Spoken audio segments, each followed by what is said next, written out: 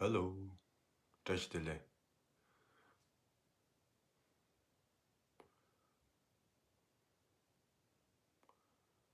Touch the leg, Kuzambo.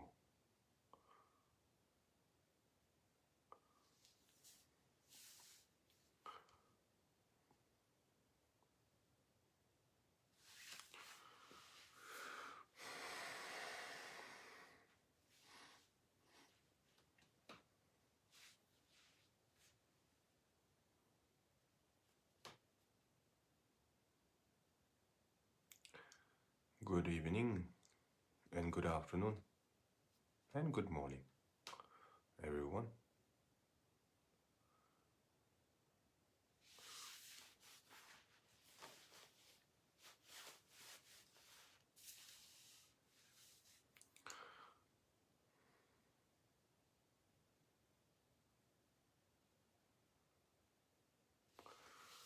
Okay.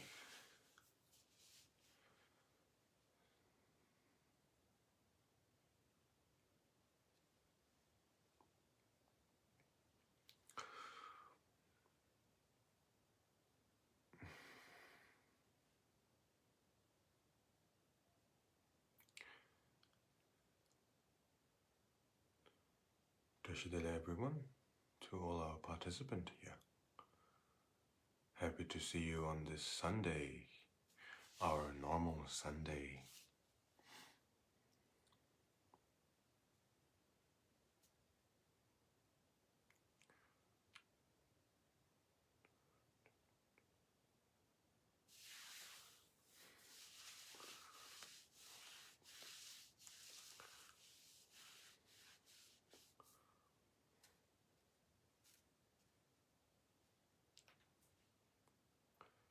Okay. So,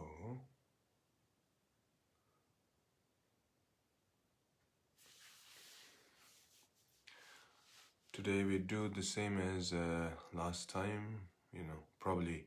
Of course, we started with the Q&A, we interact a little bit, and then after that, at the end, I will read one of the teachings of the Niguma again, at the end of the session.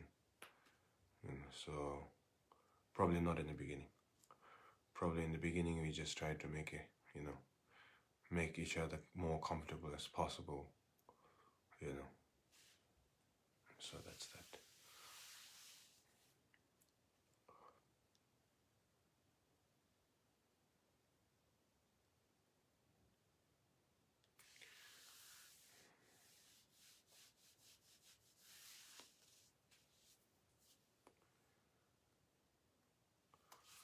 Okay.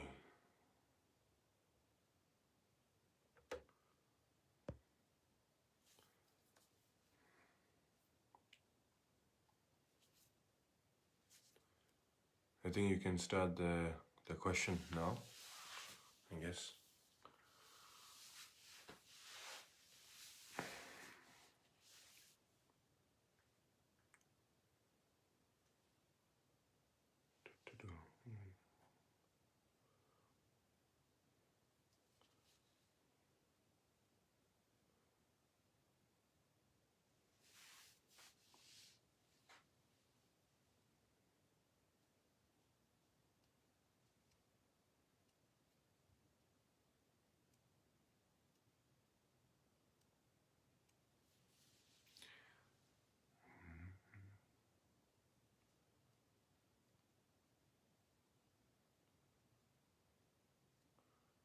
If you have a question, you can feel free to ask right now.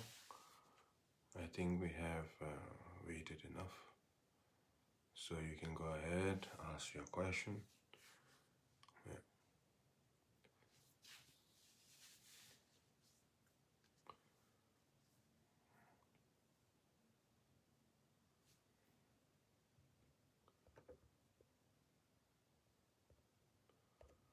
Okay.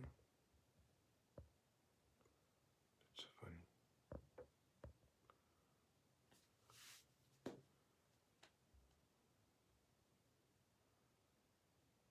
Okay, so there's one question. Jesse is asking question. Rinpoche, if a person gives... Okay. if a person gives up on life, is it same as committed suicide? That's the one question. And Namje Drama, I guess. Namje Dem. Hello, Rinpoche. How do we let go of our past resentment, especially childhood resentment? So these are the two questions. The rest of the question I'll come back a little bit later, slowly. Okay, so the first question is, if the person gives up on life, is it the same as a committed suicide? I think, how do I say, regarding the the suicide, I think it means I think it means different things on different countries, I guess. Like example, like if there's an how to say in individual who how do I say, if there's an individual who had a lot of physical sickness, physical difficulties, and there's no hope, and there's no other alternative, and then of course you decide to to end your own life. There's that, and then there's the other thing that is like a lot of younger generation of people, and younger generation people with lack of finding a job, lack of finding disappointment with the love in their life, with the lack of finding a partner even, and then lack of finding an opportunity to find a job to provide for themselves, for their families, and so on and so forth. And then of course they become kind of they kind of give up in their life, and then like they commit a suicide. And of course there's many different tragic unfortunate circumstances. It's not like one word applies to everything. Some people, they go through extremely mental abuse, such as like maybe it can be a successful business woman and men who have been successful so far, but then when they reach to a certain point, again they cannot endure anything anymore, and then they commit suicide. So so there's a many different variety of circumstance that we cannot say that is good or that is bad, or I think the most important is that as a human being, number one, and as a practitioner, I think we just simply have to make a prayer and not make a judgment, and that's the most important. If you start your life, your own personal life, as making a judgment to other people, of course, you can make a judgment, some time to time, with a very light judgment about talking with your friends and families and relatives. Making a light judgment is fine, but extreme judgment, without knowing the full story, and then making that kind of judgment can bring a harsh reality for some people. So therefore, even we have a social media in our hand. We have different platform, such as Facebook, Twitter, YouTube, and Instagram, and we have all these different social media platforms that we have in our hand. And I mean, like we feel so easy to judge, because we think that hey, it's just typing with my two thumb. And then maybe it's not really bad as, talking to that person, pointing finger or judging that person, we feel like that. But in reality, other person perceives exactly the same. The other persons, whether it's a senior, whether it's a junior, whether it's an adult person, other person's, how do I say, perception is, other people are judging me. And not many people have a courageous mindset, because all of us, we are never born with a courageous mindset. We learn how to live, tragedy, after difficulties, after obstacles, we learn how to live. And some individuals, they cannot endure anymore, and they give up on life. So, and then that's the one thing. And the other thing is that, about the suicide, and many different people, in a different status in life, such as a senior, younger, and then the middle age people. Everybody has their own reasons to give up their own life, and then making a harsh judgment whether they are present or whether they are already passed away. So I don't think that our judgment towards them is the solution. Our solution is that to be positive, whether we are talking on the internet, whether it's a news platform, whether it's a religious platform, ecosystem of that. I think just try to be a little bit kind, but it's not about pleasing other person. And if you can persuade the other person to not to give up on their life, of course that's a great action. And the most important is that we must continue to make a prayer.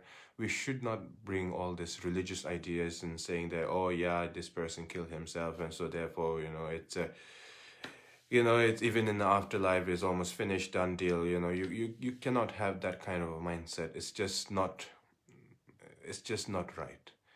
And of course, I have said before, the kindness is not about pleasing other people.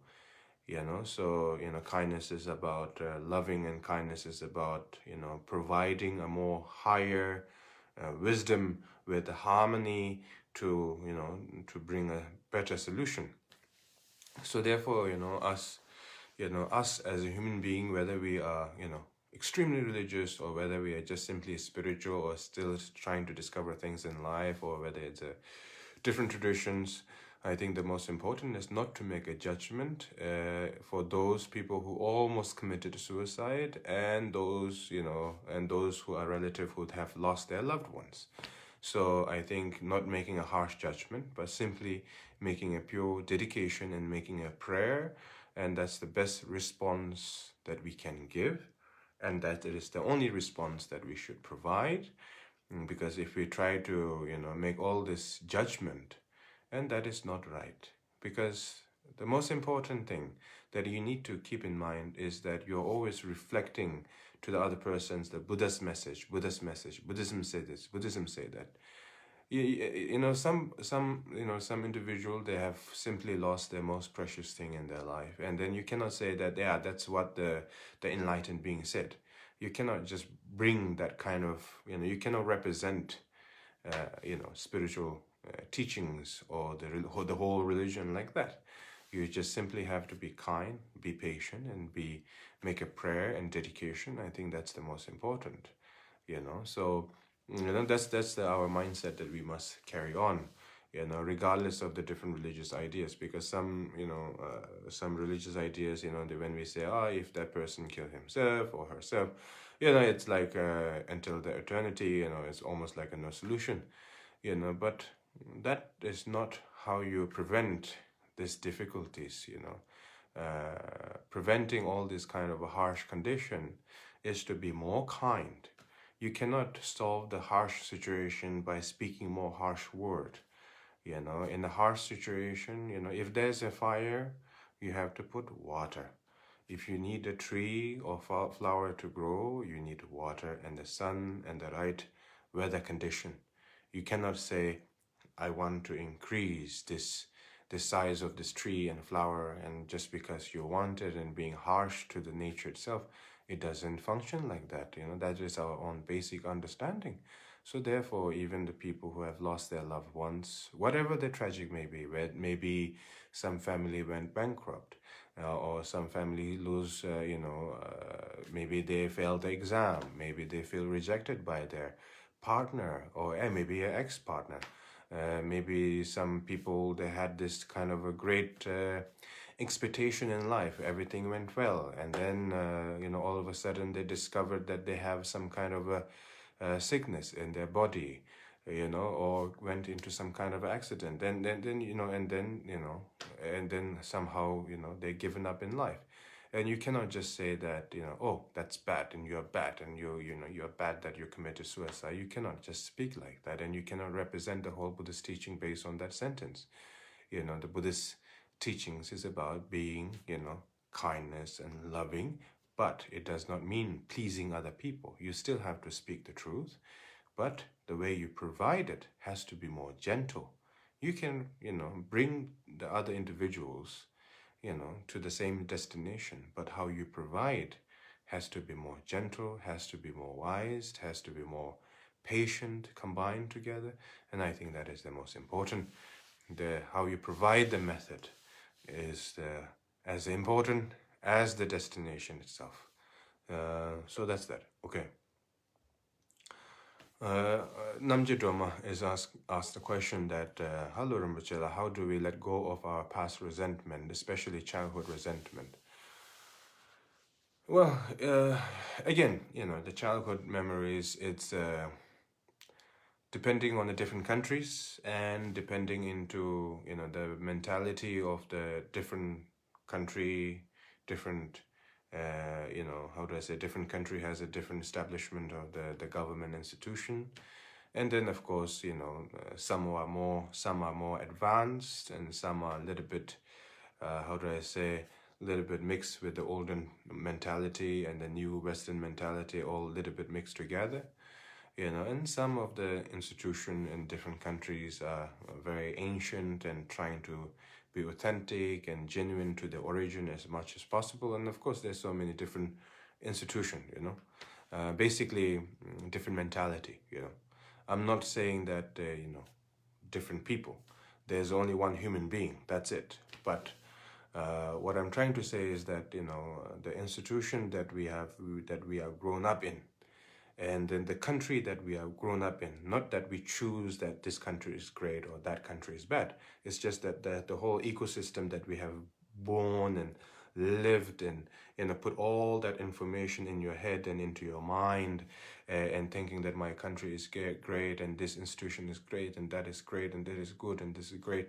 And then you have this whole, this how do I say, this whole system, This system is not, it was not invented yesterday, it's been there and it's been placed there, for a very long time, and it will continue to exist for, for a few generations.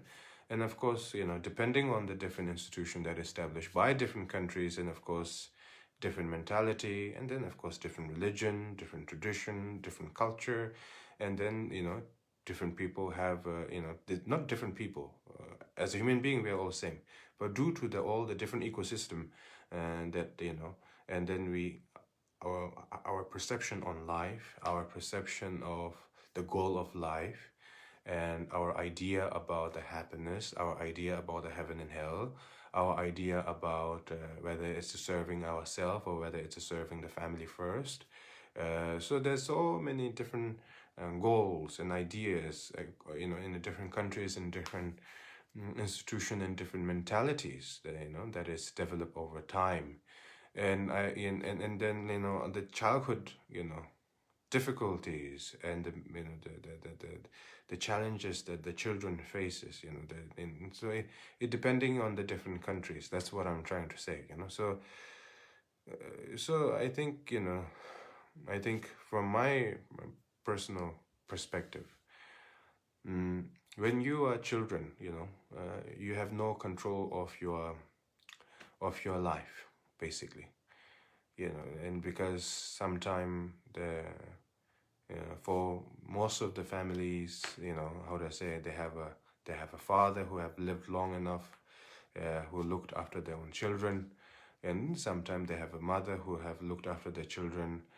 Sometimes they, both of the, how do I say, parents, they don't have it, and sometimes they don't have nothing. There's no relatives, no family, nothing. And then, of course, so there's a different circumstance, It's not about blaming here on blaming this, and it's not about blaming women and men, It's about just a circumstance in the general, in this world, So there's so many different reality. And then, we don't have the control in our hand when we are children.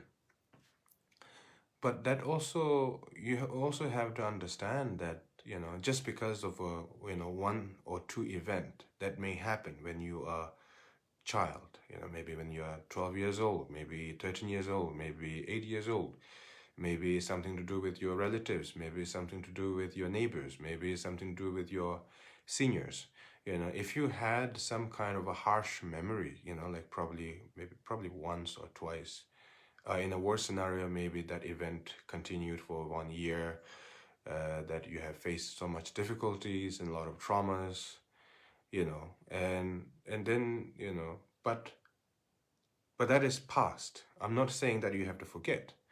That is past, but that should not define you, you know, and I think that is very important, Namjidoma, you know, because there can be a, you know, very harsh reality. You know, not all of us, we have a fortunate life all the time. Whether you're born in a religious family or whether we are born in a, how do I say, a poor family, a rich family, whatever the social status may be, you know. So many of the, how do I say, our youth, we don't have the decision or the, how do I say, the right to decide on ourselves. We don't have that privilege. We don't have that, how do I say, the basic right, you know, when we are children. And but just because of some event in your youth, that should not define your future. And that is the most important you have to keep in mind, because some people I've seen that, you know, that they have endured such difficulties and they've defined their future based on 1 to 2 events, and that is not a life, you know. Whether you think that life is about being rich, or life is about being poor, or life is about being simple, or life is about being happy, whatever the goal may be, you cannot define your future based on few events in your life. You know, it's a little bit like, you know, how do I say? It's a little bit like, let's put an example in the food, you know, like you had a very good food today, and you know, you had like probably some vegetables, and then you say, I had this one very good for myself, so therefore now all the people in this world should have the same food every day for the rest of their life. You cannot. It's just unrealistic, right? So just like that, you cannot just say that, you know, oh, that event, you know, happened in my life, whether it's a misuse, whether it's advantage, whether it's, you know, abused, or whether whatever, or manipulation, whether it's a physical torture, whether it's a mental torture, whatever that may be, you should not forget, you know, and you should always remind other people, other younger children, you know, to speak up if they go through similar difficulties, you know, and you know that you have to be, you know, you have to do that if you can, but at the same time, you know, just you know, 1 to 2, 3 event that had occur when in your young age should not define your future. Does not mean you should forget. You should never forget any of the people who have misused you, and taken advantage of you and left you behind. You should not forget them. But it does not mean that you should boil yourself with hatred. You know, you just keep these people in mind in your list, but you should not, you know, boil yourself with hatred and hatred and hatred. That's number 1 that you should not keep in your mind. Number 2 is that you should not define your future based on the few events that you have occur. You know, so that's the most important thing you have to keep in mind. And now applying the Buddhist practice, right? So, you know, let's focus into a more traditional teaching, right? So even in the traditional teaching, it says, you know, it's very simple. You know, maybe many of us, you know, we didn't hear that, you know, because we think, 3 jewels is very important. If you read the 3 jewels instruction, you know, the explanation, you know, in Tibetan we say that, and how to say, the text that we read and the explanation that we read. You know, the explanation text has all the detail, how to visualize, how to dissolve, how to read, how many times, all of that, right? So in the explanation text written by many different great masters, the one common thing they always say is that visualize the 3 jewels and visualize the friends and relatives around you, right? Around you, and then all the sentient beings. And then, how do I say, and you don't need to visualize commentary, right? You don't have to visualize the person that you dislike. You can visualize the person that you dislike a little bit far away. You know, you visualize the person, the person that you dislike. You visualize him far away. And then slowly you can bring it closer in your visualization. But it does not mean you have to bring it closer right away in 1 week. And maybe in the beginning you don't even think about that person. You just simply do your refuge, do your practice. Think about all the sentient beings. Simple as that. And as your spiritual understanding and capacity grows over time, then you think about the person that you disliked, the far away. Then as your practice develops, then you can bring that closer, so, then you can liberate yourself from your own hatred and the attachment of the hatred combined together, So therefore, you can liberate yourself from that resentment and suffering over time, and that is something that I have to tell you, Namje Doma. All this past resentment that we have gone through, in our childhood time, it cannot be cured, it cannot be solved overnight. It takes a lot of time, and it takes having the right people around you. And like an example, the right person for me is, Siddha Rinpoche. He's my guru. He's the person who recognized me. He's, he's my guru, and he's a spiritual father for me. Many people, when they think about the guru, they always think about, oh, there's somebody to take a refuge, 3 jewels. Of course, yeah, you have a classical perception about the gurus. But Siddha Rinpoche for me is not just a religious figure as a refuge, when I do my daily practice, when I give teaching, when I give empowerment. He's a figure that who I could relate. So you don't need all the mental doctors around the world to overcome your past resentment. One thing you need is definitely a practice, and the second thing you need is a master, or it can be a nature, it can be a master, it can be time, it can be anything. It doesn't have to be one solution. The refuge practice and all the Vajrasattva practice, you just continue to do it with the minimum imagination, just continue, just keep it classic. And then, like you do Charismatic practice. And then going back to my topic, you have this, I have this guru, the Siddha Rinpoche. And so, many people, when they think about Rinpoche and Master, and they're always like, oh yeah, my guru, my living Buddha, and all of that. Siddha Rinpoche is for me, it's a spiritual figure, a spiritual father figure, because, when you're in the religious, institution, you don't get the, you don't get the management training, you don't get the legal training, you don't get the training about how to function. You get a training about actually just simply practice and teach and that, and then let other people take over their position and power and all of that. And sometime a good people comes aboard and takes a good responsibility, be a good responsible individual. And sometimes it doesn't. So, and then you have all this confusion. You have this perfect religious bubble, when you come out of 3S retreat, you have this perfect religious bubble where you say, oh, long as you make a prayer, and then long as you do your right thing and what you're supposed to do, and everything will be fine, and it will come by itself. And, you have all this beautiful imagination. But the reality is very ugly. And I'm not saying that the institution is bad. Institution is there, to educate people, to train people, to do practice and all of that. But there is always a group of people in different level of, a position who, who misuse the religious teaching, who misuse the religious power, whether it's about money, whether it's a religious property, whether it's a religious, relic, and that is not something new. It's been, that kind of wrong people in the wrong time happened a long time ago. If you look at the biography of different masters, you will witness by yourself. It's nothing to do with, oh my God, we are living in a modern time in such a tragic moment. No, you look at the biography of the different masters, and then you will witness all the, all the wrong people with the negative intention who try to manipulate and misuse and claim to be something that they are not. And it's been happening. And at the same time, a great master, did not stop reaching to the state of enlightenment. You know, just because of few negative event did not stop the good practitioner. The good practitioner always continued their practice. The people who abuse of power and religious position and so on and so forth, they also continue. They disappear and they come back.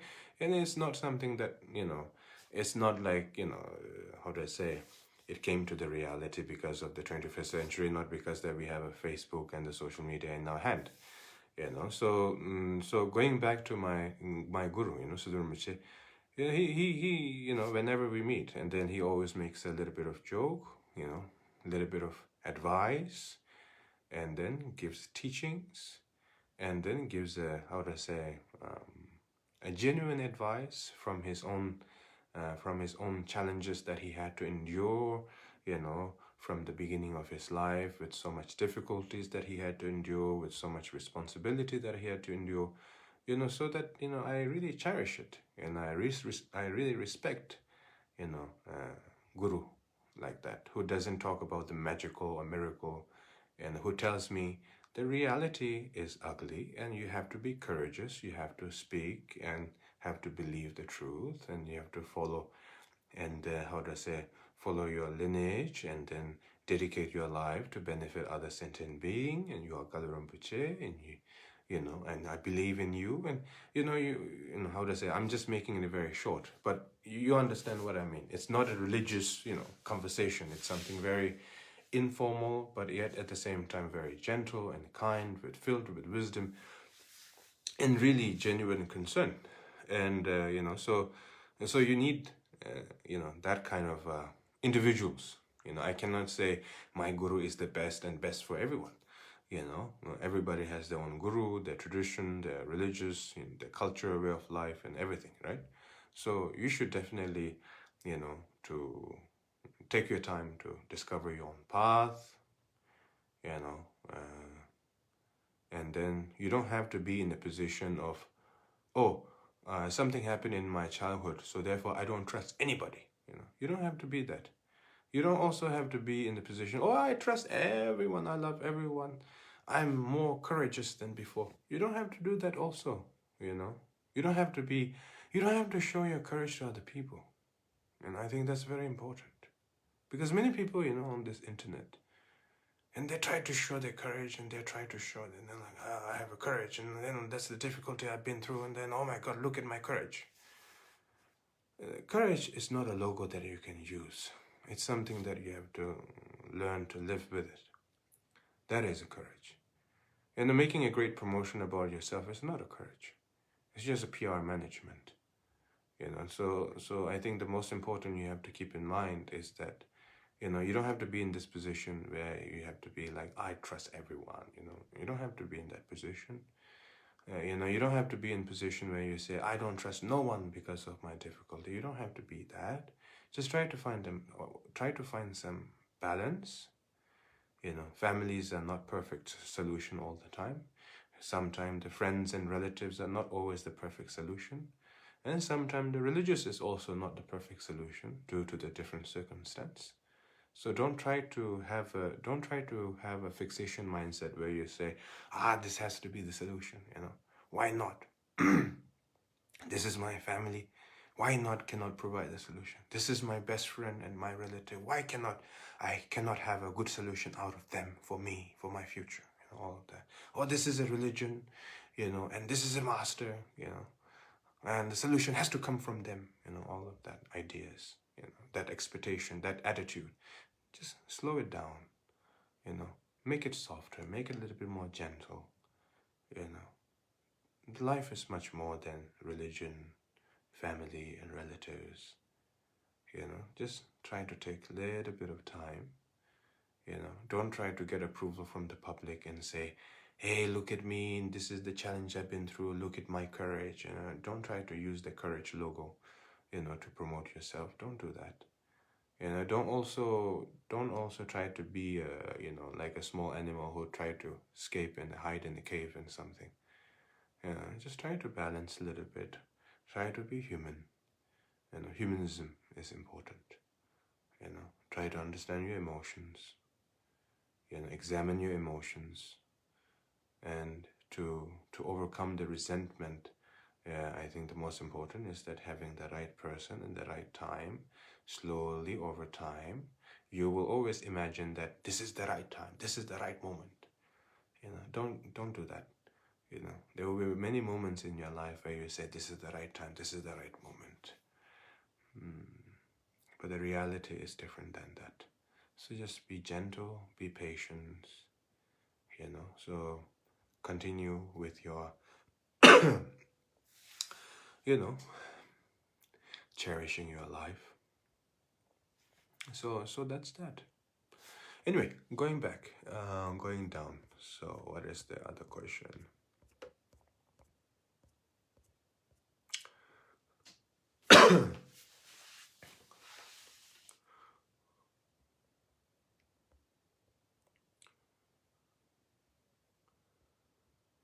Okay.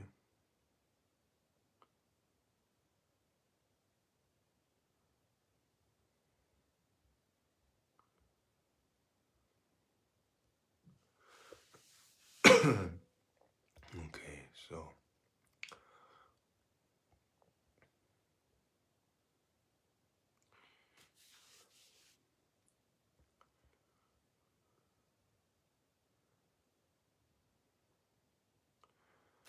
Sharon Angel. Hi Rinpoche, I'm going for major surgery on Thursday. Have you got any help for me, please? I will make my prayer in my daily practice to the Siksa Mahakala probably tomorrow, because I finish my prayer of my daily practice this afternoon. So Sharon, I will make a prayer for you tomorrow when I do my daily practice, and you just simply rejoice and make a prayer to the Siksa Mahakala. And if you're wondering what is Siksa Mahakala, Siksa Mahakala, it's not just some kind of random protector and crazy man who tried to invent some kind of a protector. Siksa Mahakala is coming from 84,000 teachings of the Lord Buddha Shakyamuni, and it's a how do I say, it's a protector that is initiated or mentioned by the Lord Buddha Shakyamuni, and then coming from its teachings is coming from the 84,000 teachings of the Lord Buddha. So it's an emanation of our Lokiteshvara. So that's that. So you make a prayer for Siksa Mahakala, and then I will make my daily prayers. So that's that. So going to the next question.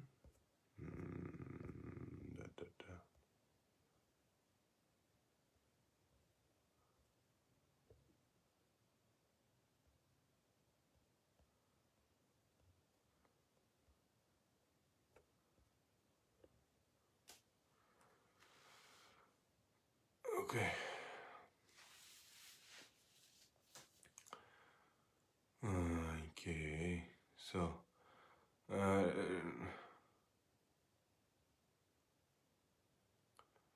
Tsiring Tsomon Buddhya. Tsiring Tsomon Buddhya. Okay, so that's one question.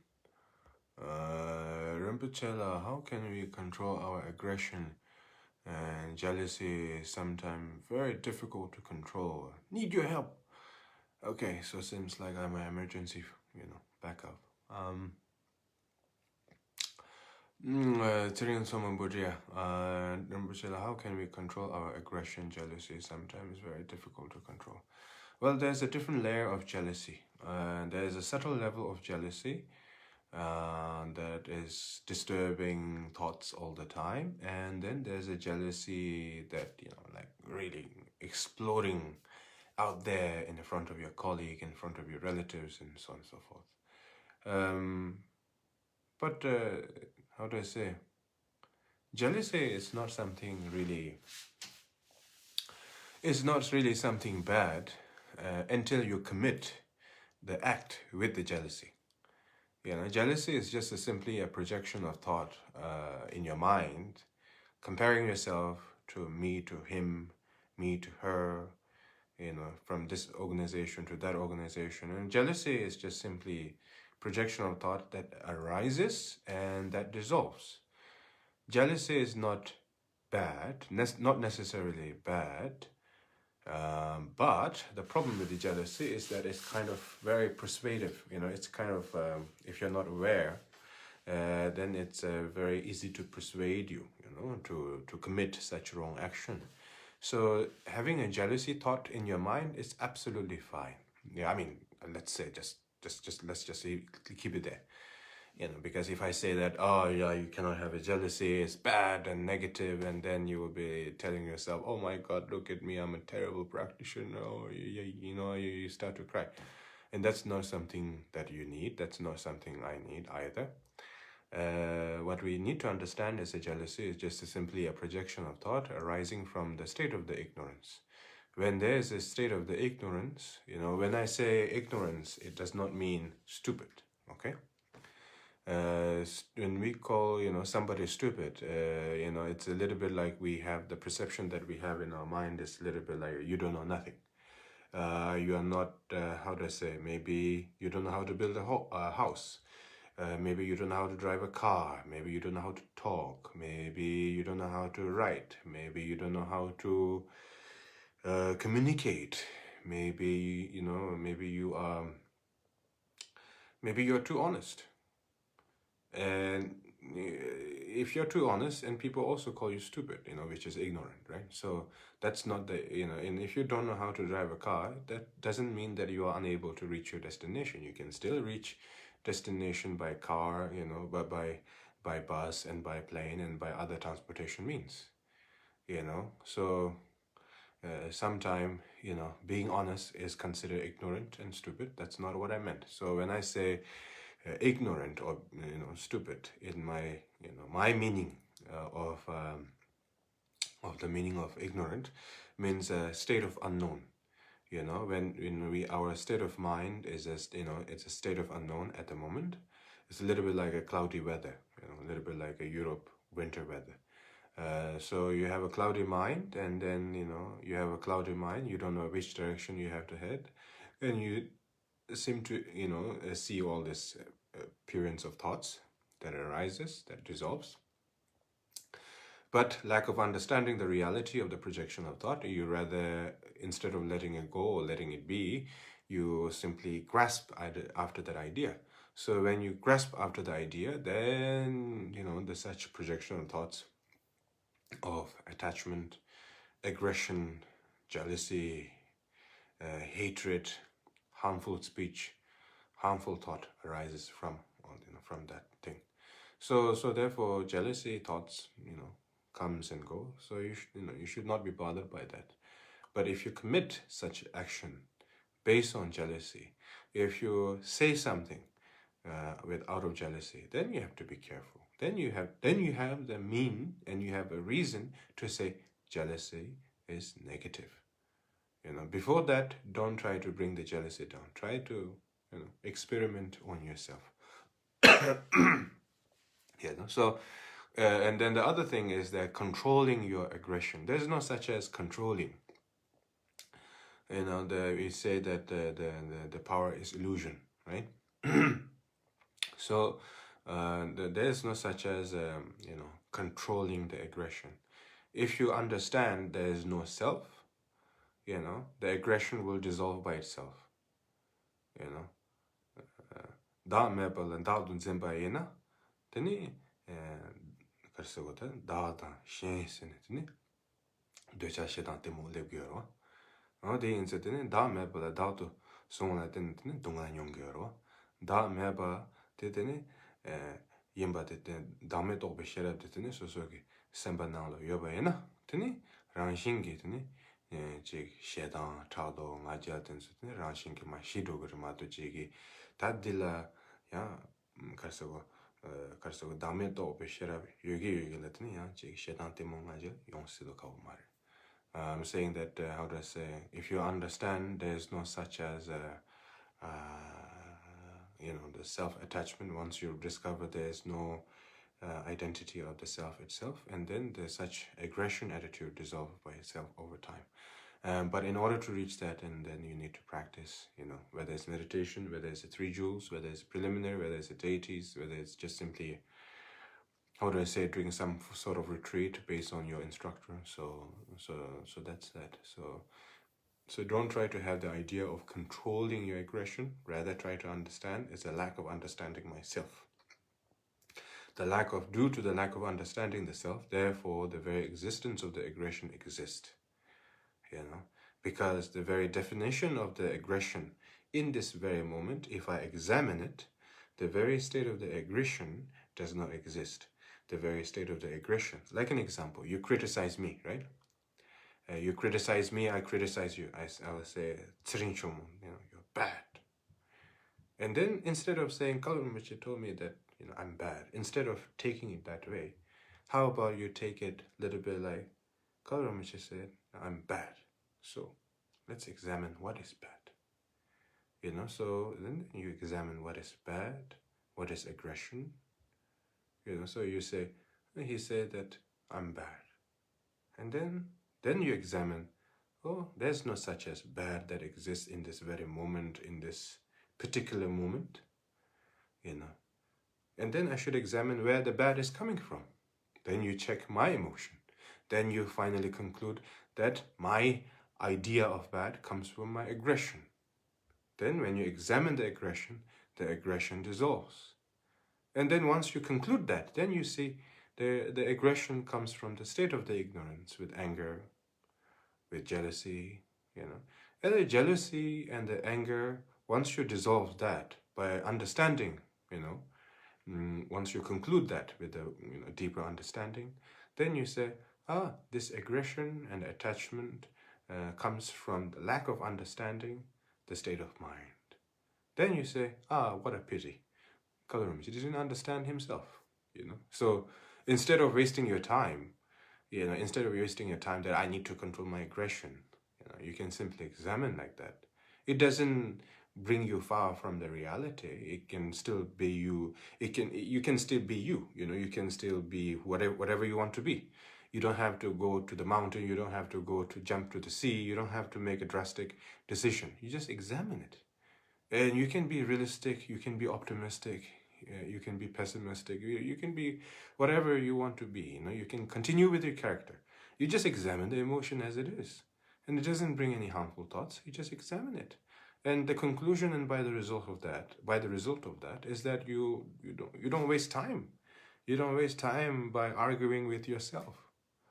If you don't waste your time arguing with yourself, that's the best thing, because we have enough people to argue with externally. So the last thing we need is arguing with ourselves. So at least, trying to find some solution, not to argue with ourselves. I think that's the most important method that we have to find. That is by understanding. But in order to reach that, you need to have a state of clarity. In order to have a state of clarity, you need to have some form of, retreat, short practice, whether it's Avalokiteshvara practice, 4 arms, 2 arms, 1,000 arms, doesn't matter. Just some form of practice you have to start, maybe 20 minutes per day, to give a little bit more strength in your clarity, to strength in your clarity of your judgment, so that your judgment is not based on aggression, so that your judgment is not based on anger, your judgment is not based on the short-term result, based on the illusion of your own attachment, So that's that. Okay, so I'm going to the next one.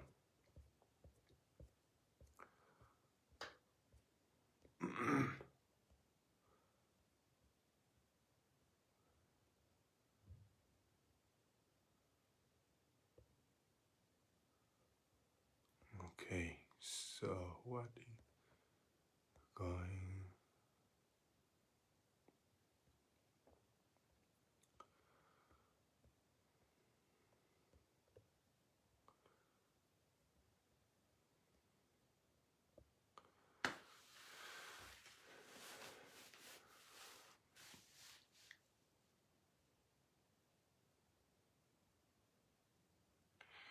Pup Namje is saying, Rinpoche, can you explain how the natural acceptance help in overcoming the 8 worldly concern, Jigdin Choge, and Jigdin Choge, the 8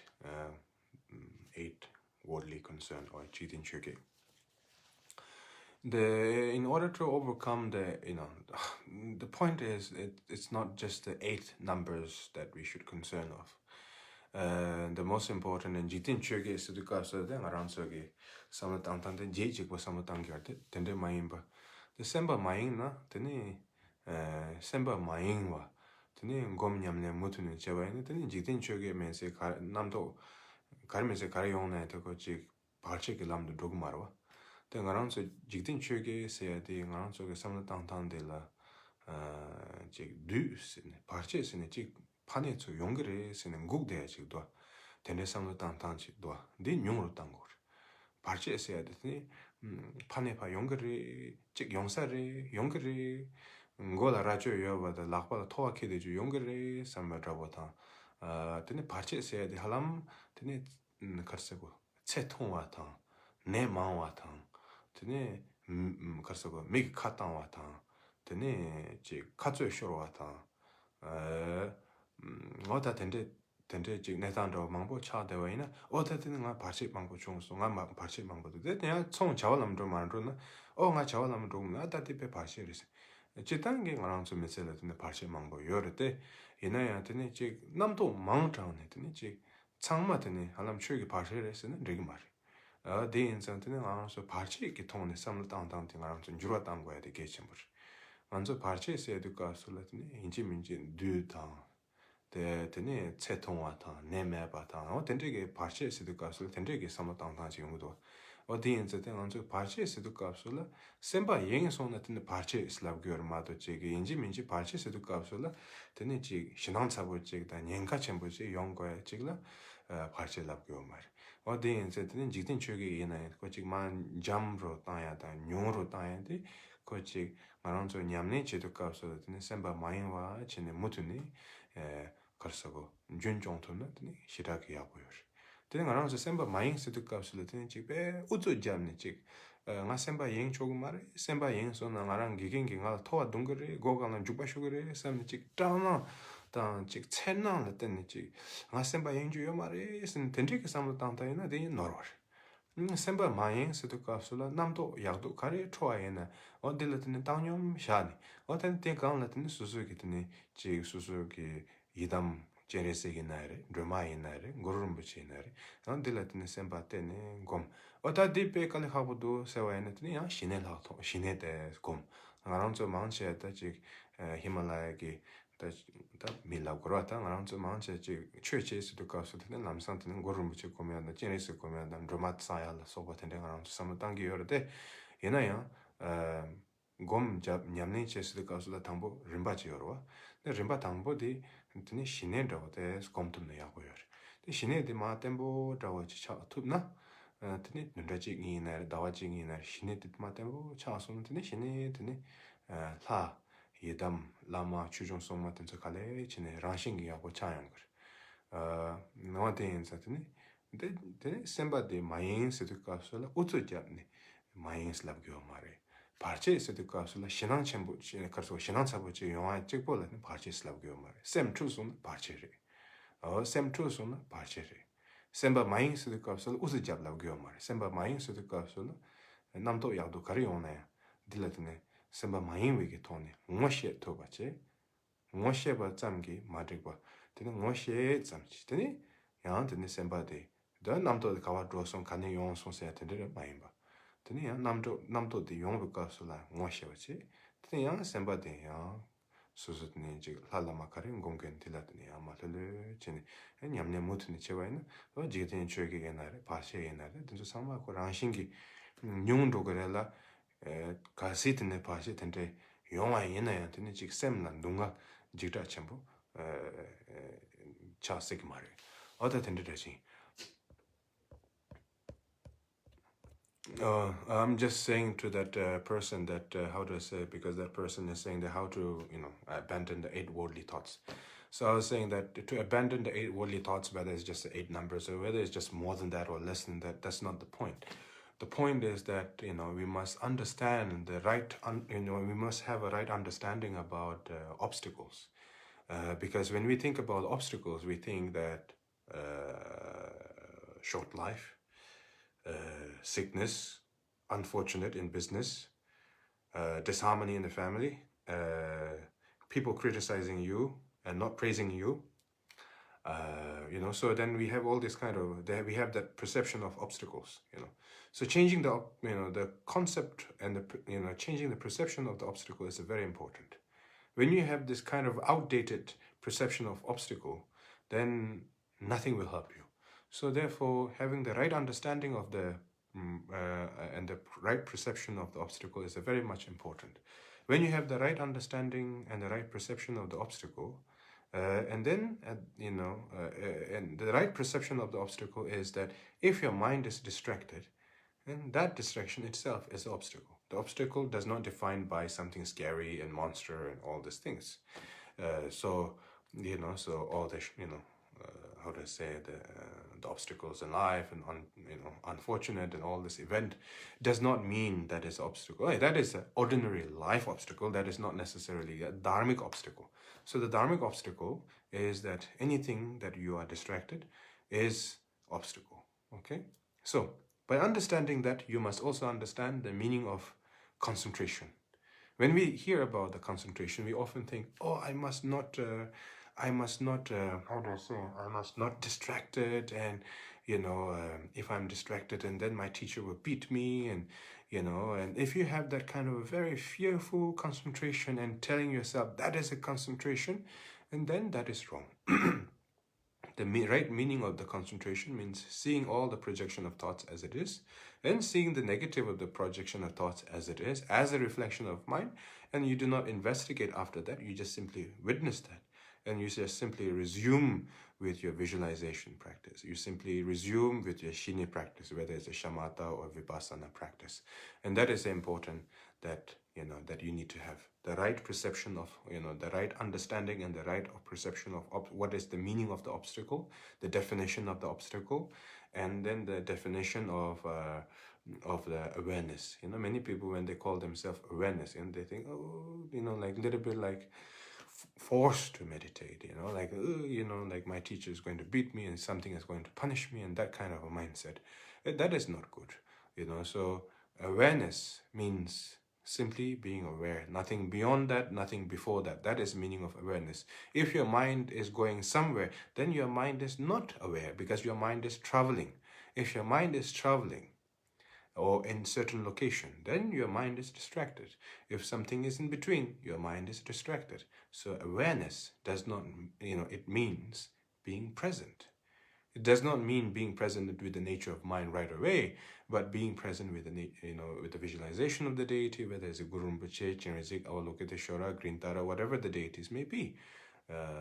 So that's something that something that you need to keep in mind, the right perception of what is the definition of obstacle.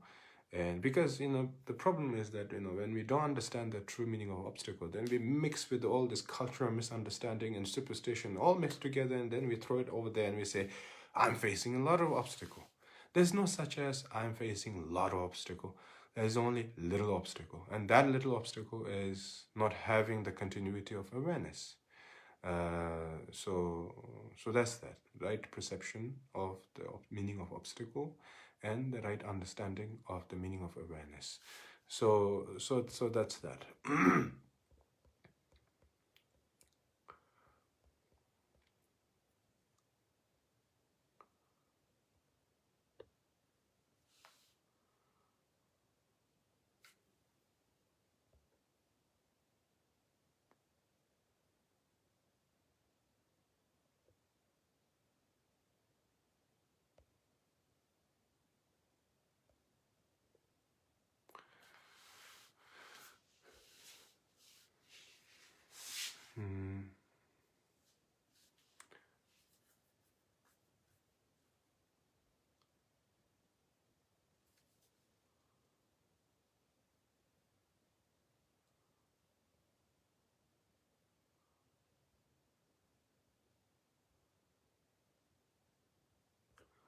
Okay, so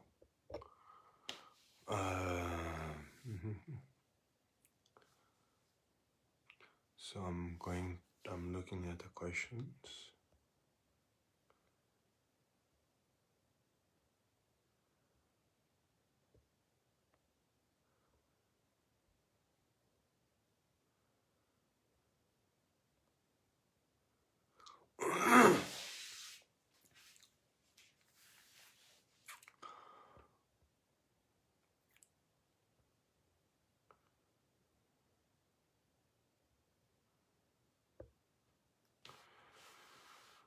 Okay, so I'm looking for the yeah, there's so many questions, so I'm just trying to get the question.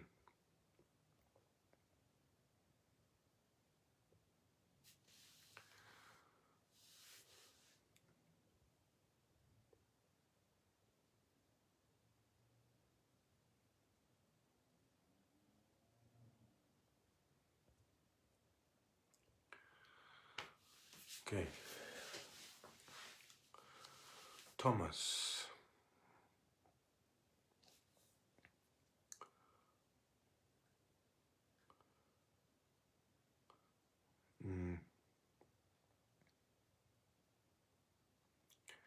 Heather, Rinpoche, can you speak a little bit about Vajrakilaya?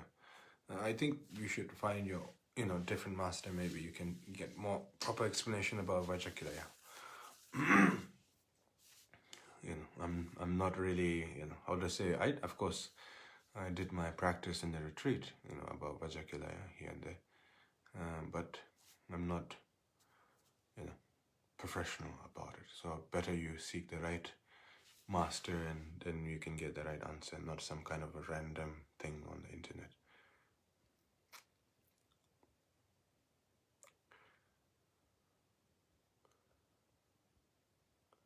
Okay, so Thomas is saying, how can I increase my understanding of emptiness?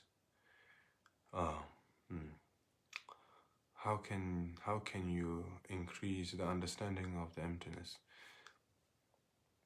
In order to increase the understanding of the emptiness, the answer is practice. Because there's no such as understanding it and not understanding it. Once you understand, not just intellectually, but innerly, then you are truly liberated from the illusion. So therefore, don't try to think that, oh, maybe I understand or maybe I don't understand. There's no shortcut about it. There's only a habit that we must minimize over time with the retreat, with the new habit, with the new reality that we must, bring into our life slowly, step by step, by not pushing things too hard. And then understanding about the emptiness, can come over time. But the first step to understand, the most important thing about the emptiness is do not read many books based on emptiness.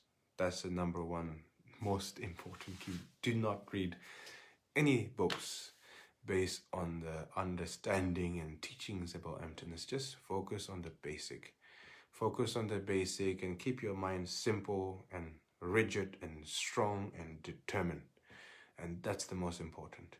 If you have so many ideas about the emptiness here, emptiness there, emptiness there, this, that, of course, many different masters, they have right to publish the book, right? They want to talk about emptiness. Maybe their PR management team, they say, oh yeah, maybe you should talk about emptiness, maybe, how does the people will like it, and it will sell a lot, and all of that things, right? So there's a lot of different traditions and, out there, whether it's Buddhist or non-Buddhist, it doesn't matter. There's a lot of people who are selling emptiness, who are selling an emptiness book. There's nothing to read from, actually. And it's emptiness itself, right? Isn't it? So if there's somebody who's selling about emptiness, you're in the wrong path. I guarantee you that. There's no such as the book of emptiness. There's only a gradual development that you will reach to this particular spot, that inner understanding about the emptiness. So just don't read too much about the emptiness in general. Just avoid at all cost. I guarantee you it will help you a lot, because ultimately, once you reach to the how do I say, at the end, the most important is that you need to have a simple and a clear mind. Simple and clear mind. If the understanding about the emptiness is based on many books of emptiness, then probably we don't need a master, we don't need a retreat, we don't need to practice, we don't need institution, we don't need any of the things, we don't need religion even, we don't need Buddhism also. We just piled up a lot of books about emptiness so that everybody can go crazy about the emptiness, and you can sell a lot of books and make a lot of money about the emptiness and read a lot about emptiness and be happily forever after in this humanity, right? So, but that is not the reality, so, just have a simple mindset. Sometimes the simple mindset works a lot. So keep your mindset simple, practice, dedicate your time to do some form of retreat, whether it's 2 weeks, whether it's 1 year, whether it's 3 years. Try to find a place where you can receive some teachings, a proper teaching, not just some kind of random guy who's self-proclaimed master and all of that. Just try to find a proper teachings with a proper guideline, and try to do some retreat. Don't ask too many questions. Ask all the questions before. Once you start the retreat, and then you should focus on the practice, and then the question will come and the answer will come by itself over the time, as you continue with your retreat, as you continue with your practice. And then sometime when you interact with your master, and then you will find your answer, accidentally matching, right? And you will get the confirmation that you are right. And but that doesn't prove anything right. Your master can say you're right and you're right several times after several meetings, but that doesn't prove anything in terms of stability.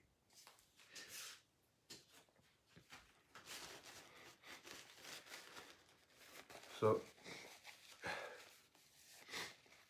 therefore, do some retreat, practice.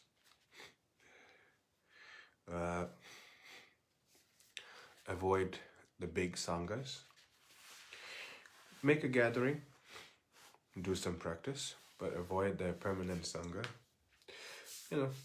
Do your work. Whether you have family, relatives, best friend, whatever your lifestyle, however you define your lifestyle may be. Receive teachings, receive empowerment teachings, go back to your life, get a job, work, live a life, keep your hobby, whether it's a cycling, whether it's a running, whether it's a marathon, whatever your hobby may be, just continue to keep that.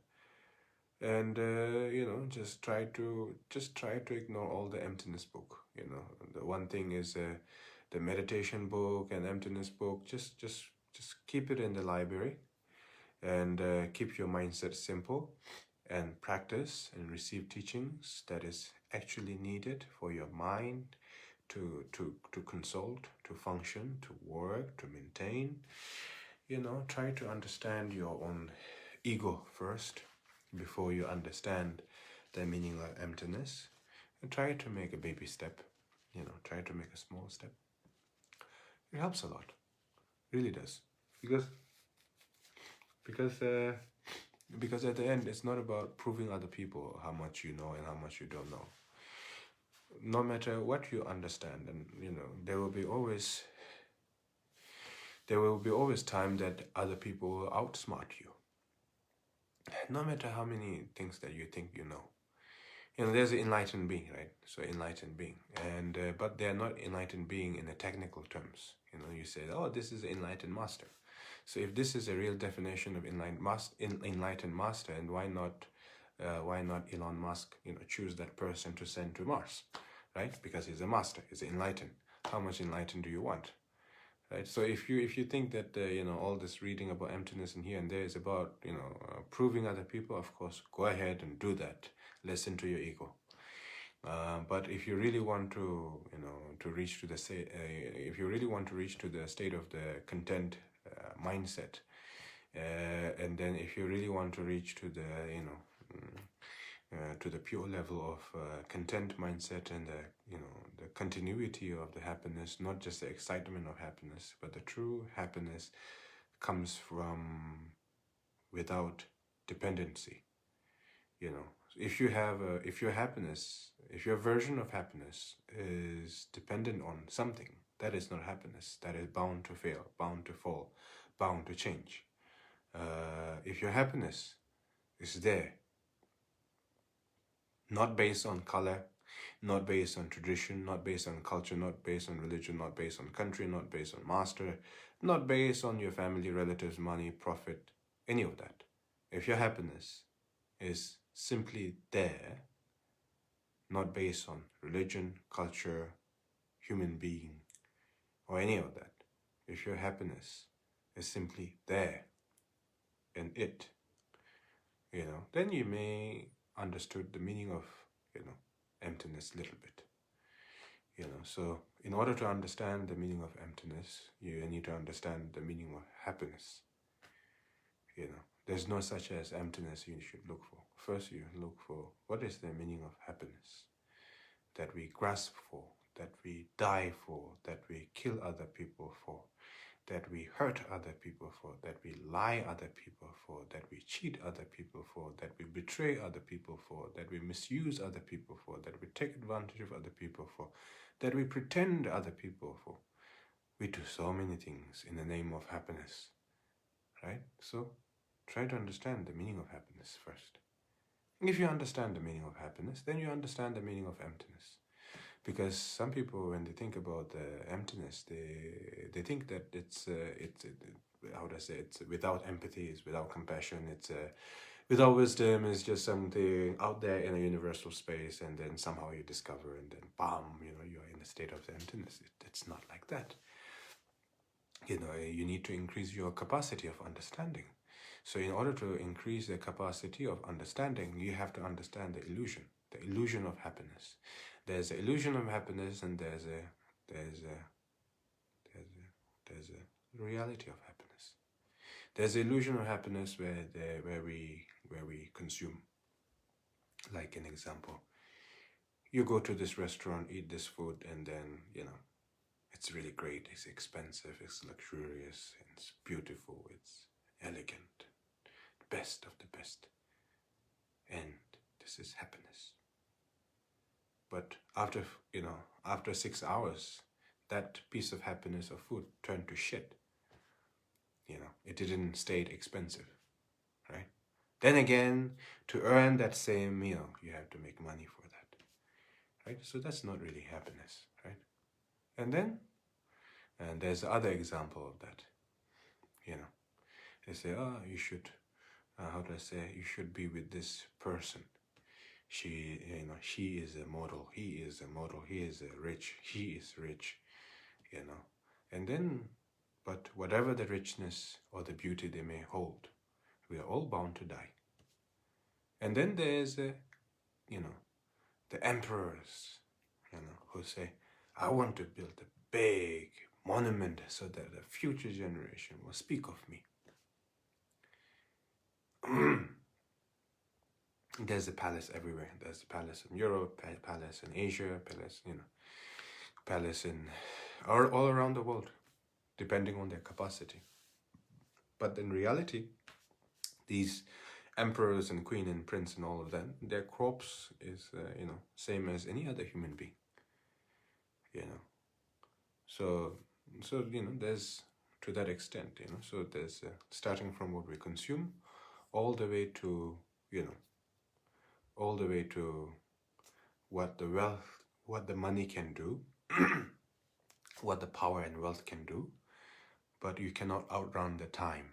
You cannot outrun the reality of time. You can be whatever you want, anything you want, but you cannot outrun the time. So out of all that,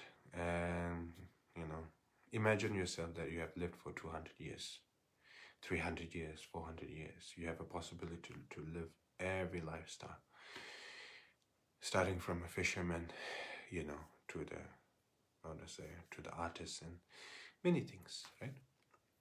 And try to understand the meaning of happiness. Did they have to endure so much difficulty to reach to the happiness? And did that happiness last forever? Permanently? Nothing that you do, that you believe that is a happiness, is truly joyful in long run. Imagine, Imagine you say, I like to be in the forest, and the forest is so beautiful, and I want to be in the forest forever. Imagine if that really becomes true. You're standing in the middle of the forest. There's a storm. There's a snowing. There's a storm. There's a heat. There's a landslide. There's a war. There's a construction, and you're still standing there like a tree.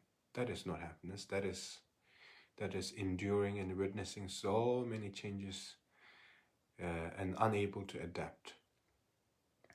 So therefore, I think examining what is the meaning of happiness is very important. If you examine what is the meaning of happiness, and then you can understand the meaning of emptiness, because it's almost the same. Because if your happiness is based on the social consumer world, then it's not a real happiness, right? So because it has to depend on something. It has to depend on country, market, individual, family, relatives, so on and so forth. So if your happiness is based on absolutely nothing, and yet your mind is clear and content and present, and then of course that is the meaning of emptiness. Nothing traveling, there's no time traveling, there's no past, there's no future, there's simply a present. But there's, it is beyond the rigid idea of present, so not just an ordinary present. And with no imagination, with no fantasy, just present, So that's that. I think, Tommy, I think I've answered you enough. So I will go to the next question. Let me check my time. Yeah, it's okay.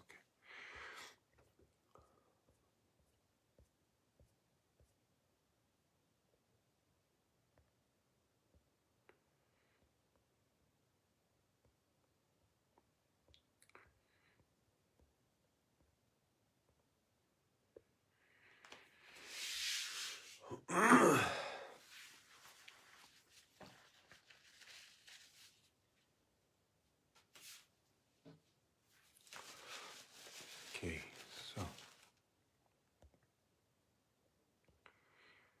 greetings from Scotland. Somebody say.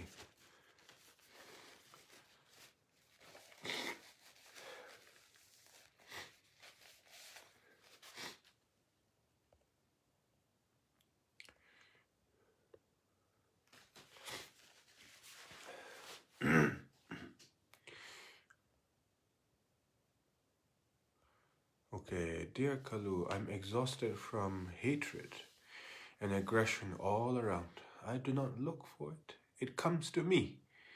Your kindness is blessing. How to connect with the energy to practice again? How to connect with the energy to practice again?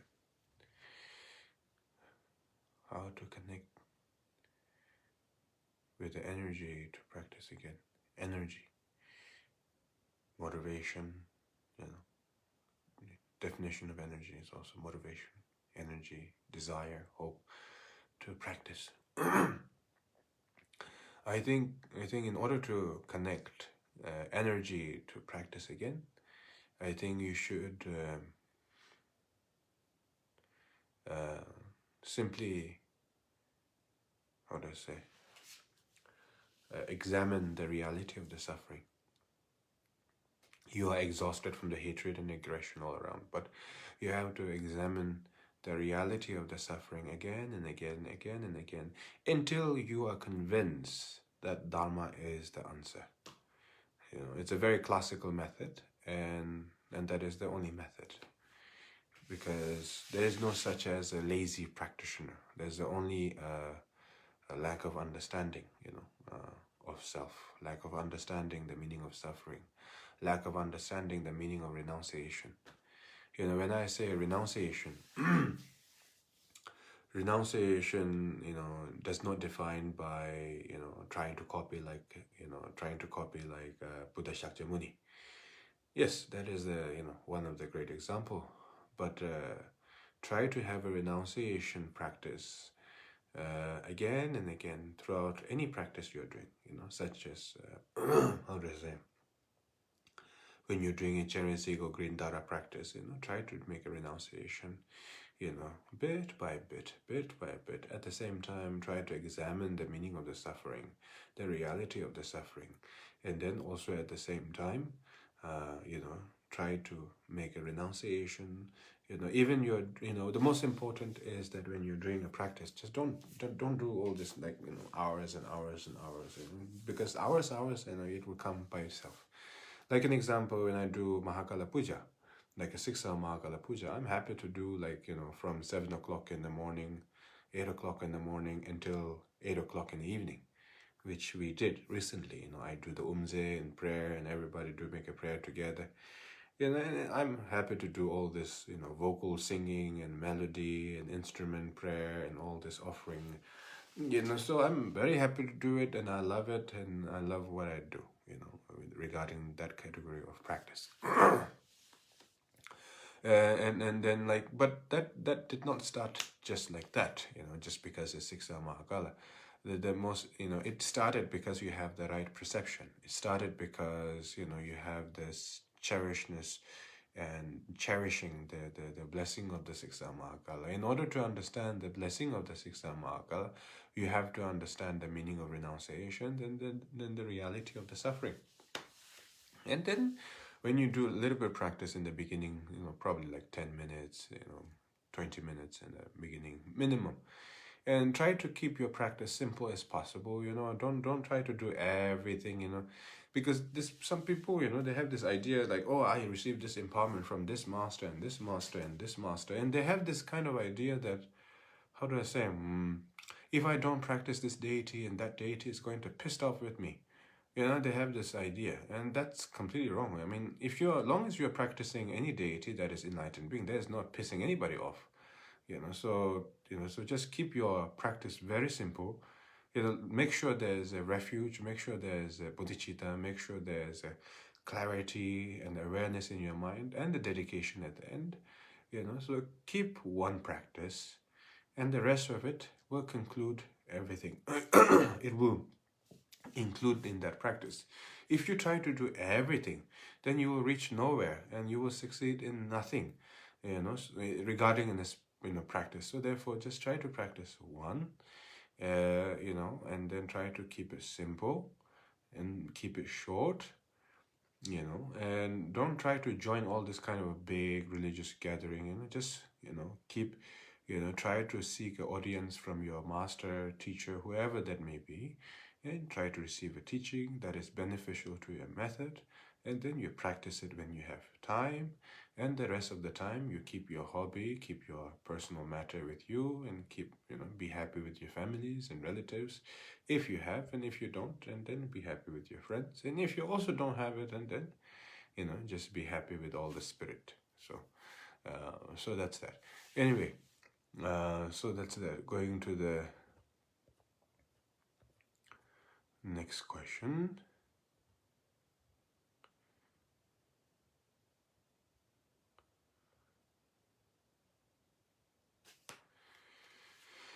Okay.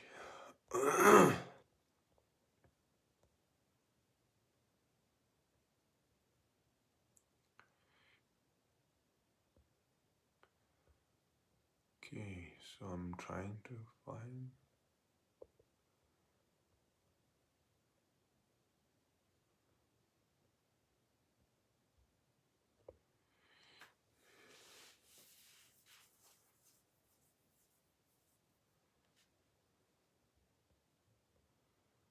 Okay, so where's this?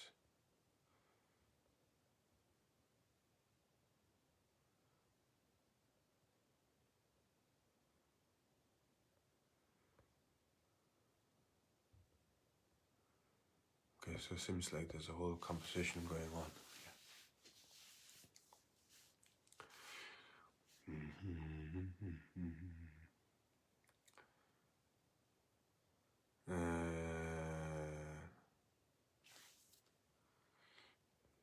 Okay, so Jigme Chodron is asking a question. Rinpoche, when it go... okay, I'm just going to go back. Rinpoche, when it comes to Lama, Yedam, Khandro, I'm confused with the Yedam and Khandro. It will be it will be a blessing for me if Rinpoche okay, explain to you different. Thank you. Okay, so you're confused about Lama, Yedam, Khandro. Basically, Yedam. Yedam means, how do I say, samaya with your mind, samaya with your mind. Or yedam means commitment with your mind.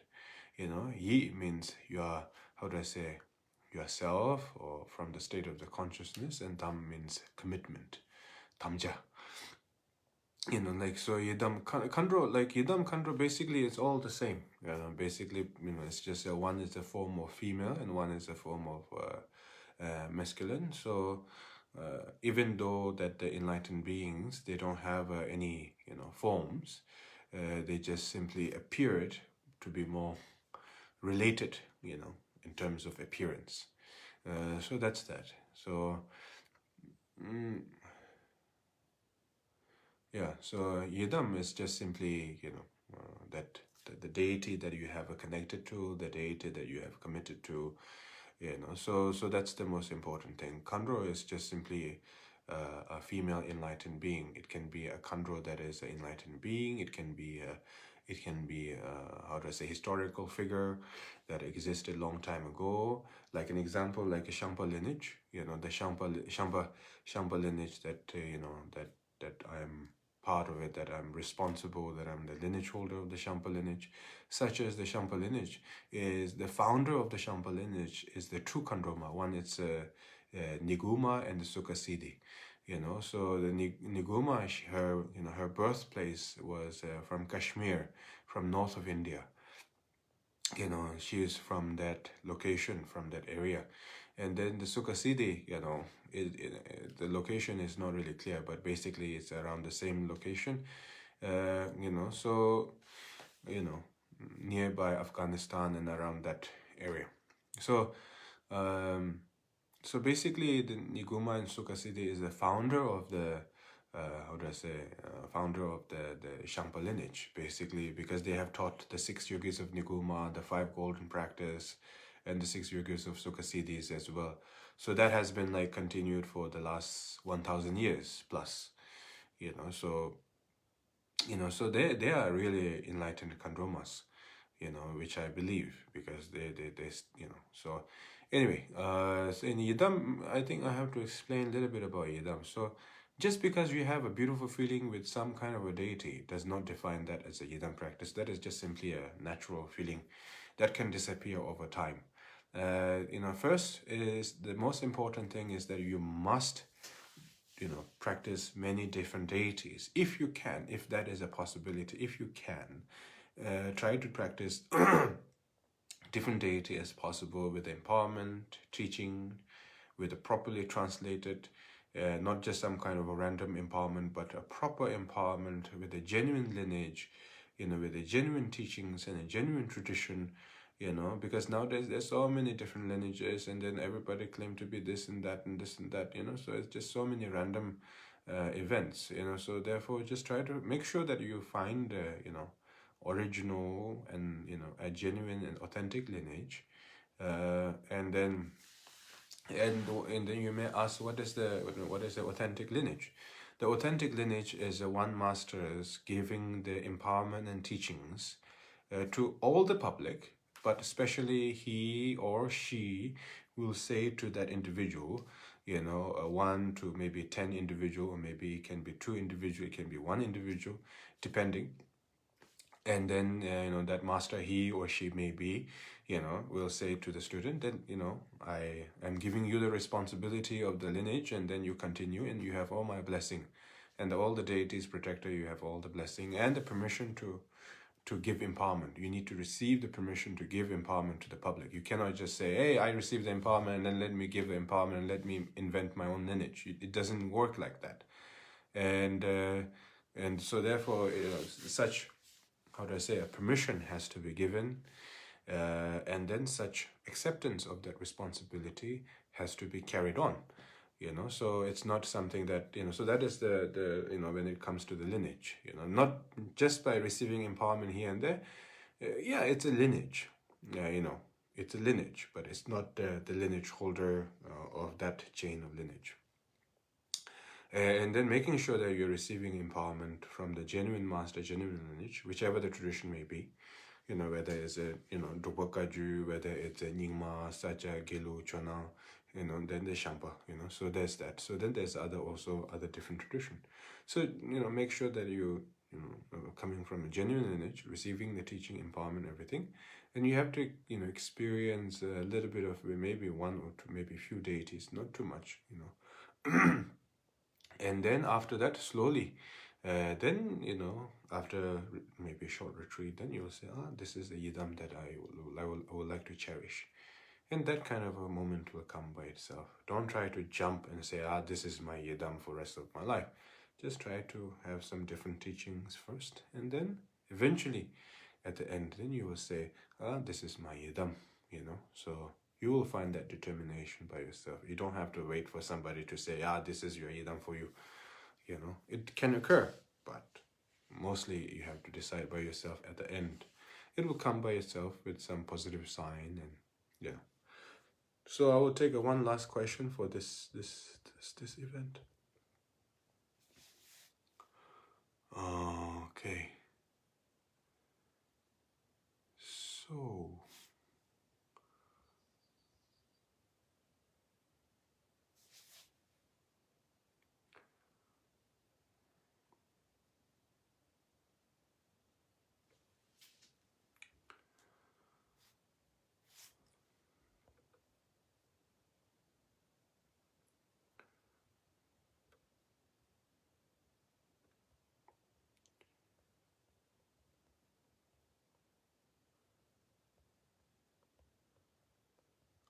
okay.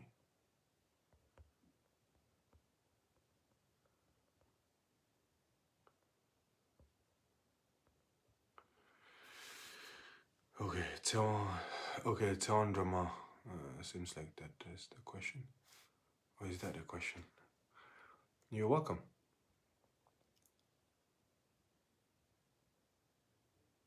Oh, Teon Drama. It's about the suicide. I think you have to go to the, you know, beginning of the video. Once I finish this live streaming, then you can find that will be the first, you know, question and answer with the public. So you can find the answer over there.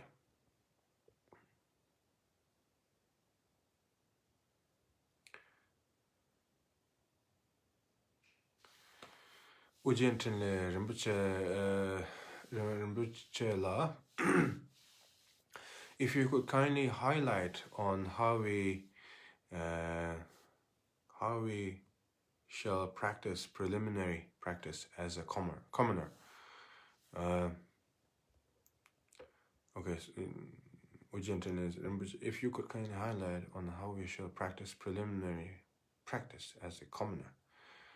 Okay, Ujentele, the first thing is that we are all commoner. You know, so don't try to put me like, oh, I'm Kalu Rinpoche and you're nothing. We are all human beings. We all have to go through some form of struggle, you know, when it comes to practice. So let's start with that, okay? So try to have that mindset. In all this religious hierarchy, it's more to do with the social mindset rather than the religious mindset, you know, or the Buddhist mindset. In the Buddhist mindset, there's no hierarchy.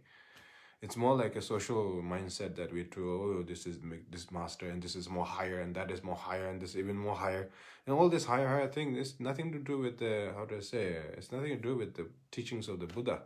I mean, come on, like Lord Buddha, he was sitting on the grass, you know, offered by the lady, and then he was sitting on the grass, and then, you know, his behind was a tree, bunch of tree, you know, so you know, the example is right there.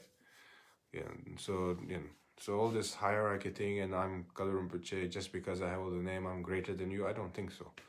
You know, we are all equal. I'm not trying to make you think, oh my God, look at Kalu Rinpoche, he's so humble, he's trying to speak the truth, and look how humble he is, how human he is. No, I'm not trying to make you think like that. I'm not trying to manipulate anybody here.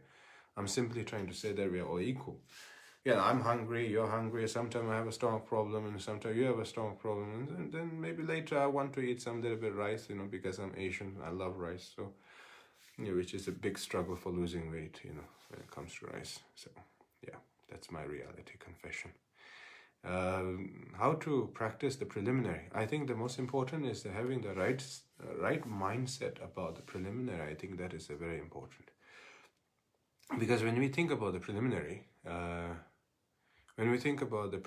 we think that prostration, the four basic advice, chiwa metapa leju de korinimi, so we think about the four basic advice, and then we think about prostration and Vajrasattva and mandala and Guru Yoga, and that is the preliminary, and each of them have to do 100,000, and if you don't do 100,000, then you are not finished, you are bad. I don't think you have to perceive like that. So I think the most important you need to understand is that you need to think that all the practice is preliminary. There is no such practice without preliminary. So every practice is a preliminary. Like even when we receive the teaching, when we receive the teaching from, how do I say, His Holiness Dalai Lama, or, our masters, teachers from our own tradition, from our own culture, when we sit down, we say, Sanji Shodno, so good, Chanshu Badu, Dola Penja, Sanji Dopar Show. We make a refuge. We make a refuge, Sanji Shodno, so good, Chanshu Badu, and then we make a refuge, we make a bodhicitta dedication, we make a confession, so some form of preliminary is there, even it's a 4-sentence, even it's a 3-sentence, and then, there's a bodhicitta commitment that we make all the time. We say, we make a dedication, so that bodhicitta dedication, preliminary, such as prostration, Vajrasattva, mandala, Guru Yoga, it's always been there throughout all the practice. It just became more serious. I mean, it just appeared to be more serious. But it does not mean that undermining the preliminary practice either. So the preliminary practice is something that of a mindset. It's less to do with the practice, it's more to do with the mindset. Because when we, when we receive empowerment, right? When we receive empowerment, there's a mandala offering, there's a refuge automatically, there's a, confession, there's a bodhicitta vow, and then there's a preliminary empowerment, there's a primary empowerment, then there's a completion, then there's a dedication. Even when there's an empowerment, there's a preliminary practice. If you're receiving if you're receiving a teaching, there's also, you make a mandala offering, you make a bodhicitta prayer, you make a confession, and then, you make a refuge. Preliminary is there. So the preliminary is everywhere, with all the practice. So it's more of a mindset that you have to continue. Don't try to have the mindset that if I finish 100,000 and I'm finished. If you think that 100,000 is it's a number that can reach enlightened, then I think we are being a little bit ignorant. There's no such written number that says that if you chant this much, you will be enlightened. The most important is that, having a continuity of the mindset is the more important. Not doing too hard, not doing too less, just a medium range, and then continuity of that. Without having the mindset of, I finished this practice, I finished that practice. Just take it as a part of our life, probably 20 minutes, 10 minutes practice in the evening. Even the preliminary practice can be done dividing,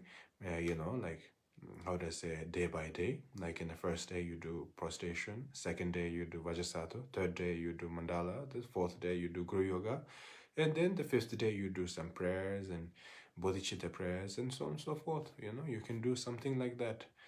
Each practice can start with a refuge and dedication at the end. So that's that.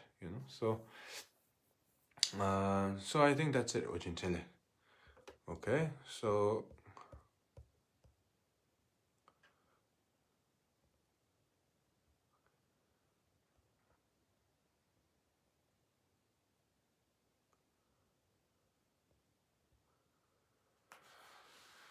Okay, so Tobum Tuku, Kalu Rinpoche, would you consider saying something about Hayagirwa of your lineage for easing the COVID pandemic? Some people feel that wrathful deity is more effective for such situation. Tobum Tukula, I already, some individual asked about the Hayagirwa, not Hayagirwa, it was a Vajarkilaya, sorry. Something about Hayagirwa. What can I say about Hayagirwa? I think in Hayagirwa, in our Shampa lineage, we have this Kirgangpa, Kirgang Tamding. Kirgang Tamding is a Hayagirwa that is a Shalsum Chaudru. So it's a 6 arms, 3 face, and it's a particular Kirgang Luk. Kirgangpa is a master. The third lineage master of the Shampa lineage. The first lineage holder was the Chumpo Nanjo. Second lineage holder was the Mojo Opa. Third lineage master was the Kirgangpa. So his name was Kirgangpa. He had a very strong connection with with our Lokiteshvara. And then, at the same time, he was prophesied in the clear vision by Guru Rinpoche. Given all the empowerment of Hayagirwa to Kirgang Tamding in the state of the dream. And then later on, Guru Rinpoche have told, Kirgangpa to go and meet some other master to receive the empowerment in the real world, and then which he received the Hayagirwa empowerment. So that's that. So regarding the explaining from my lineage about the Hayagirwa, it's 6 arms Shalsum Chadru Kirganlu Tamji. So that is that, regarding that. So but I don't think that wrathful is more helpful in this pandemic, and the pacified deities is less helpful. I don't believe that, because then you're saying, basically you're saying that one Buddha is more stronger and the other Buddha is less effective, because, and that is a lie, and that is not true, because all this manifestation is, Hayagirwa is a manifestation of our Lokiteshvara. There's no difference between the Hayagirwa and chanting our Lokiteshvara mantra, which is 6 syllable. There's, if you chant Hayagirwa, of course, it sounds very wrathful, like, like, wow, sounds very good. And then if you chant Om Mani Padme Hum, it sounds a little bit like a beginner of a Buddhist practitioner for some people, but I don't think so. I think all these mantras are equal benefit, because all these teachings come from the Buddha Shakyamuni. Long as the teachings and the mantras and the deity is originated from the Kala Chakra, and the Buddha Shakyamuni, in the terms of tantric lineage, and then I don't think it's a less beneficial. I think it's all equal. But anything other than the Lord Buddha's teaching, invented by themselves, such deity invented, by the individuals, and then I believe is absolutely, not helpful, But if it's coming from the Buddha Shakyamuni, which is within the 84,000 teachings, and also the teachings of the, of the Kala Chakra, about all the Vajrayana traditions and deities and tantric teachings, and then long as it's originated from these two, all the deities are equally beneficial. I don't believe one is more helpful and one is, less wrathful, because this pandemic, of course everybody talk about it, but pandemic is, caused by our human behavior. We are not really aware of the rules and regulations of our own countries and of our own environment, and then all this different kind of disease is bound to come. So therefore I think having more awareness of spiritual understanding, innerly and outerly, externally, more environmental awareness, and innerly with the spiritual understanding, with the Buddhism teaching and deity practice combined together, and having a content mind, can really benefit in a global consumer world, because if you change your habit, you can change your environment. If you can change your environment, you can change the global environment, so I think, how do I say, all this different pandemic and all this different variety of, how do I say, crisis that existed, not just, 21st century, but, for the last time, that caused such harm, how do I say, harm towards the humanity was, how do I say, the Black Death, and then also other pandemic in the past that has been, happening throughout all the different continent, so I think we have to be a little bit more careful with the choices that we make every day in our life, because all the garbage that we pile in our environment is not happened overnight. It's based on our habit, what we consume. The more we keep our same habit, the more the market bubble will stay the same. If we change our habit, the market will change along with you. So because look, many people talk about environment, and it became a little bit like a fashion. It became a little bit like mainstream. It became more political. It became more valuable because everybody talk about it. And then now that many different, companies, whether there's a harmful company to the environment, even them, they say, oh, we are doing some environmental project and so on and so forth. So if human being can change the habit, what we eat, what we consume, what we buy, and the less we buy, it's better, and then looking after our health, because if we are not careful with our health, we think that the eating medicine is something that's simply buying from the pharmacy, but in the reality, many different medicine is examined on the animal, and that is the animal cruelty. We think not just by simply being vegetarian solves the problem. That is not. Even you consume a medicine can still cause a suffering to the animal, because the medicine did not came from the heaven, It came from the production of the scientific based study, and some medicine is harmful to the animal, so you have to think a little bit beyond the vegetarian bubble, or the vegan bubble, you have to think a little bit more broader. And then if we can change our mindset and habit a little bit. I'm not perfect, okay? I'm not perfect.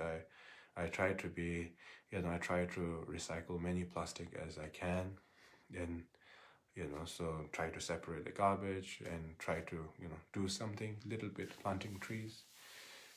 But you can change. You can do much more, because it's not one person here. It's a few hundred.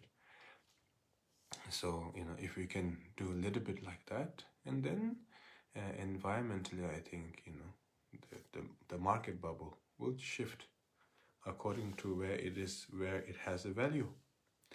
It will not change based on the different leaders. It will change based on what you consume.